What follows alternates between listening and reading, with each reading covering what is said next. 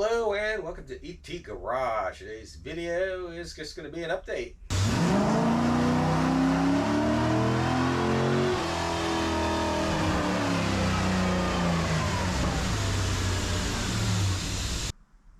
Alright, like I was saying, today's video is just an update. I finally got this out, spent a couple hours out on the road. Well, I always have this out on the road, but I finally spent a couple hours out on the road getting the tune dialed in as best I can without putting it on a dyno. I got the power enrichment pretty good. I got the acceleration pretty good. And wide open throttle pretty good.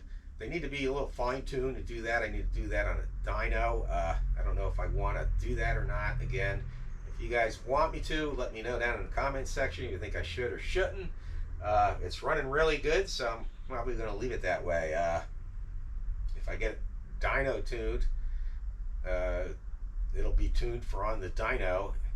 I might just have to switch back to my tune anyway, just to make it more streetable, depending how it's done, depending on the guy who does the tune and so forth. But anyway, I got some more road trips I'm going to be going on, and this is getting close to 250,000 miles. So I will maybe, hopefully, I'll get a video of that when it hits the 250,000 mile mark. But probably this week, because I got a road trip planned this week, and there are more projects I want to do on it, and there's some projects I got to get done on my Chevy Trax, so I'll probably do a video on that. I just can't get myself in the mood. I'm just kind of laid back lately. I know maybe it's the warm, humid, summit weather. And I just need to take a break from everything. I also need to change the thermostat in this. Maybe I'll do a video on that, because people see fours really seems like they're going to a lower thermostat. I'm actually thinking going back to the 195 thermostat, believe it or not. But that's about it right now. Yeah, that's about all I can think of. There's, like I said, there's stuff I want to do, like those side skirts on the bottom. I want to take them off and give them a good makeover, and I want to check the rear bushings on the rear of this, and take everything apart and re-lube it. I should do all the bushings. When I had this apart, I had the leaf spring.